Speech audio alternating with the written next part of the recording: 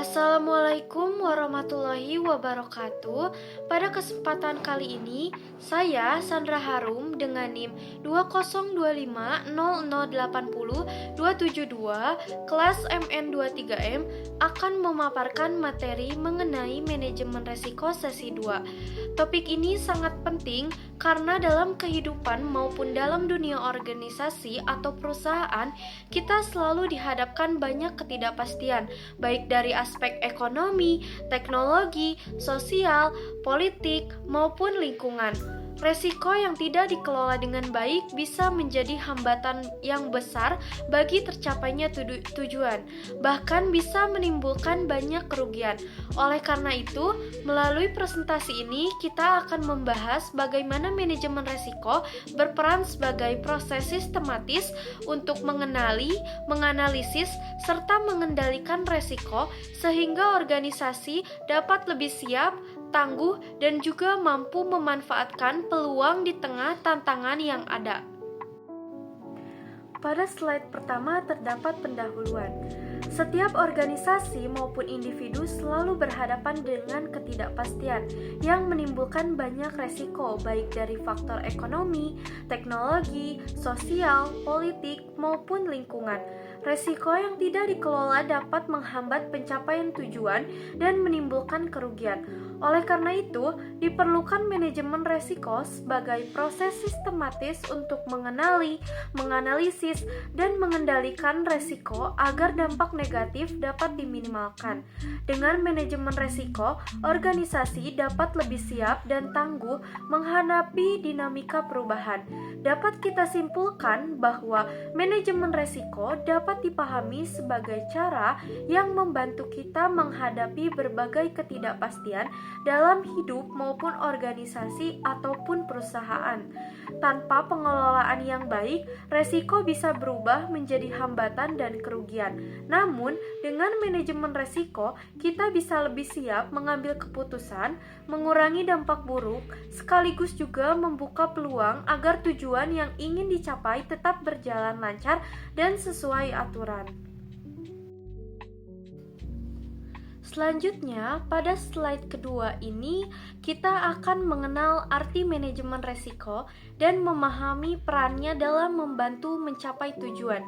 Jadi, manajemen resiko itu dapat dipahami sebagai serangkaian proses yang dilakukan secara sistematis untuk mengidentifikasi, menganalisis, mengevaluasi, serta mengendalikan resiko yang berpotensi mengganggu jalannya organisasi. Proses ini tidak hanya berfokus pada menghindari kerugian, tetapi juga bagaimana memanfaatkan peluang yang ada. Dengan kata lain, manajemen resiko bukan hanya upaya defensif, tetapi juga bersifat strategis dalam mendukung pencapaian tujuan perusahaan ataupun organisasi secara efektif dan efisien. Siap mengambil keputusan, mengurangi dampak buruk, sekaligus membuka peluang agar tujuan yang ingin dicapai tetap berjalan lancar dan sesuai aturan. Selanjutnya, kita dapat mengenal betapa pentingnya manajemen resiko. Yang pertama, untuk melindungi aset organisasi ataupun perusahaan, finansial, manusia, dan juga reputasi dari potensi kerugian finansial. Resiko seperti kerugian akibat salah investasi, fluktuasi harga bahan baku, atau kegagalan produk bisa merugikan keuangan organisasi ataupun perusahaan. Manajemen resiko membantu mencegah atau meminimalisir kerugian tersebut. Selanjutnya, manusia. Karyawan adalah suatu aset yang sangat penting. Resiko kecelakaan kerja, turnover tinggi, ataupun kurangnya keterampilan bisa diantisipasi dengan pelatihan, SOP keselamatan, dan juga kebijakan SDM yang tepat. Yang ketiga, reputasi. Citra baik organisasi bisa rusak akibat masalah layanan produk yang cacat atau isu hukum. Dengan mitigasi resiko, reputasi dapat dijaga agar tetap dipercaya oleh konsumen maupun mitra bisnis. Yang kedua, pentingnya manajemen resiko untuk menjadi landasan bagi pengambilan keputusan yang lebih efektif dan strategis. Keputusan bisnis yang diambil tanpa mempertimbangkan resiko seringkali menimbulkan kerugian yang sangat besar. Dengan manajemen resiko, setiap pilihan yaitu ekspansi, inovasi produk, dan kerjasama yang baru dapat dievaluasi potensi ancaman dan peluangnya. Hal ini membuat keputusan lebih terukur, realistis, dan juga bisa mendukung keberlanjutan usaha yang jangka panjang. Yang ketiga, untuk membantu menjaga kesinambungan operasional serta kesiapan menghadapi suatu perubahan dalam lingkungan. Perubahan lingkungan bisnis bisa datang dari teknologi baru, kebijakan pemerintah, hingga tren pasar. Jika tidak siap, perusahaan ataupun organisasi bisa terganggu operasionalnya. Contohnya, pandemi yang memaksa bisnis dapat beradaptasi dengan digital. Dengan manajemen resiko, perusahaan menyiapkan kontingensi plan atau rencana cadangan agar kegiatan tetap berjalan meskipun terjadi banyak gangguan. Yang keempat, untuk menyediakan kerangka kerja atau resiko yang muncul bisa ditangani secara proaktif, bukan reaktif. Organisasi yang tidak punya manajemen resiko biasanya baru bereaksi setelah masalah terjadi. Pendekatan proaktif berarti mengidentifikasi potensi masalah sejak awal dan menyiapkan langkah pencegahannya.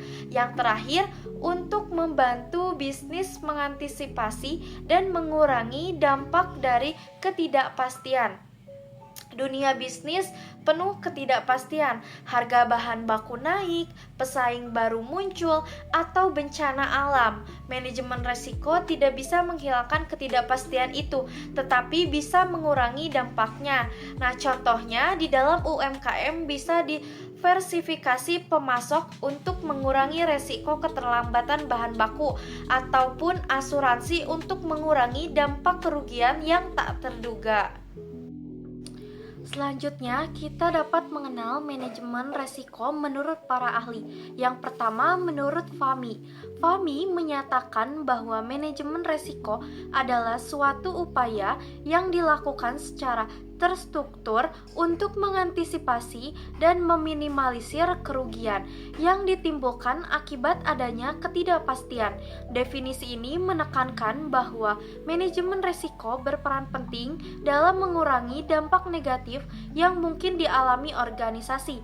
Yang kedua, menurut Dejojo Sodarso, yaitu menyatakan bahwa manajemen risiko sebagai suatu usaha yang sistematis untuk melindungi individu maupun perusahaan dari potensi kerugian yang disebabkan oleh adanya resiko melalui langkah identifikasi, pengukuran, dan juga pengendalian. Definisi ini menunjukkan bahwa manajemen resiko bukan sekedar teori, melainkan praktik nyata yang dapat melindungi keberlangsungan suatu usaha. Selanjutnya terdapat prinsip manajemen resiko 10P. Yang pertama ada polis atau kebijakan. Kebijakan adalah aturan dasar yang dibuat organisasi untuk mengelola resiko. Yang kedua ada planning atau perencanaan, yaitu resiko harus ditangani dengan rencana yang matang, mencangkup langkah apa yang dilakukan jika resiko muncul. Yang ketiga ada produk atau service ataupun produk atau layanan. Produk atau layanan harus diperhatikan agar sesuai standar dan tidak menimbulkan resiko bagi konsumen. Yang keempat ada proses. Semua kegiatan operasional harus memiliki prosedur yang jelas untuk meminimalkan resiko. Yang kelima ada premis atau lingkungan ataupun tempat usaha. Lingkungan atau tempat beroperasi harus aman dan mendukung kegiatan usaha. Yang keenam, people atau sumber daya manusia ataupun karyawan. Karyawan adalah aset penting sehingga mereka harus dilatih dan diperlengkapi untuk menghadapi resiko. Yang ketujuh ada protection atau yang disebut perlindungan. Organisasi ataupun perusahaan perlu melindungi aset baik fisik maupun non-fisik dari potensi kerugian. Yang kedelapan ada prosedur. Setiap aktivitas harus memiliki panduan tertulis yang jelas dan mudah dipahami oleh semua pihak. Contohnya yaitu pembuatan SOP. Yang kesembilan ada purchasing, yaitu pembelian. Proses pembelian bahan baku atau alat produksi harus dilakukan dengan hati-hati agar tidak menimbulkan resiko kualitas atau finansial. Yang terakhir ada performance atau kinerja.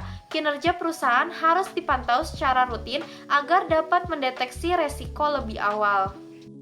Selanjutnya terdapat strategi manajemen resiko. Yang pertama ada risk avoidance, yaitu salah satu strategi manajemen resiko yang bertujuan untuk menghilangkan sepenuhnya kemungkinan terjadinya suatu resiko dengan cara tidak melakukan aktivitas yang berpotensi menimbulkan resiko tersebut.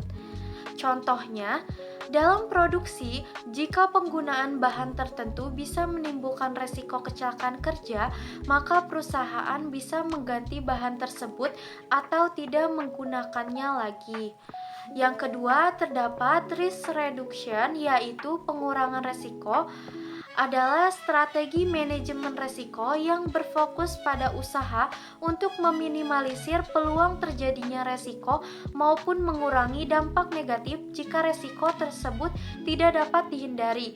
Contohnya yaitu penggunaan alat pelindung diri atau yang disebut dengan APD dan pelatihan K3 keselamatan dan kesehatan kerja bertujuan menurunkan resiko kecelakaan. Yang ketiga terdapat risk sharing, yaitu strategi manajemen resiko yang dilakukan dengan cara membagi resiko yang ada kepada pihak lain sehingga beban resikonya tidak sepenuhnya ditanggung sendiri. Dengan metode ini, jika kerugian, dampaknya akan lebih ringan karena ditanggung bersama sesuai kesepakatan. Contohnya yaitu dua perusahaan berkolaborasi membangun proyek properti. Resiko kerugian akibat keterlambatan pembangunan ataupun penurunan harga properti tidak hanya ditanggung satu perusahaan saja, tetapi dibagi sesuai porsi modal yang mereka keluarkan. Yang terakhir terdapat risk retention ataupun penahanan resiko, yaitu strategi manajemen resiko di mana suatu organisasi ataupun individu menerima atau menanggung sendiri resiko yang ada tanpa menghindari, mengurangi, dan juga memindahkannya ke pihak lain. Strategi ini biasanya dipilih ketika resiko dianggap kecil. Contohnya, individu tidak mengasuransikan barang elektronik. Seseorang membeli smartphone mahal tetapi tidak membeli asuransi kerusakan. Jika rusak ataupun hilang, ia siap menanggungnya kerugiannya sendiri. Selanjutnya terdapat tahapan manajemen resiko. Yang pertama ada identifikasi resiko. Pada tahap pertama ini adalah mengenali resiko yang mungkin timbul pada setiap kegiatan organisasi. Proses ini penting karena organisasi tidak bisa mengelola sesuatu yang tidak diketahui. Yang kedua, ada analisis resiko. Setelah resiko teridentifikasi, langkah selanjutnya adalah menganalisis seberapa besar kemungkinan resiko tersebut terjadi dan dampak apa yang akan ditimbulkannya. Analisis bisa dilakukan secara kualitatif, misalnya tinggi, sedang, dan rendah, ataupun kuantitatif, yaitu menggunakan angka dan data statistik. Yang ketiga ada evaluasi resiko. Pada tahap ini organisasi menentukan resiko mana yang harus diprioritaskan untuk ditangani lebih dulu. Biasanya dilakukan dengan membuat matriks resiko yang memadukan tingkat kemungkinan dan dampaknya. Yang keempat, terdapat pengendalian resiko. yaitu merupakan tahap penting dalam manajemen resiko karena disinilah organisasi menghadapi resiko yang sudah dievaluasi. Strategi yang dipilih bisa berbeda-beda tergantung pada tingkat keparahan dan sumber resiko. Yang kelima ada implementasi, yaitu strategi yang telah ditentukan tidak akan berarti apa-apa jika tidak dijalankan. Oleh karena itu, tahap implementasi sangat penting dalam rencana benar-benar menjadi tindakan nyata. Yang keenam ada monitoring dan review, yaitu manajemen resiko adalah proses yang berkelanjutan bukan hanya sekali jalan. Resiko bisa berubah seiring waktu sehingga pengawasan harus terus dilakukan untuk menilai apakah strategi pengendalian yang dipakai sudah efektif ataupun perlu dibaiki.